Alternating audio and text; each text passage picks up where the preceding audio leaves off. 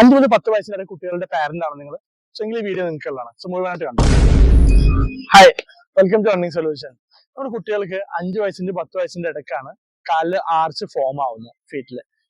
അതിൽ അല്ലെങ്കിൽ ആ ഒരു ടൈമിൽ ആർച്ച് ഫോം ആയില്ല എന്നുണ്ടെങ്കിൽ കുട്ടികൾ ഫ്ലാറ്റ് ഫുട്ട് എന്ന് പറഞ്ഞൊരു സ്റ്റേറ്റിലോട്ട് കുട്ടികളുടെ കാലുകൾ മാറും. സോ എന്താണ് ഫ്ലാറ്റ് ഫുട്ട്?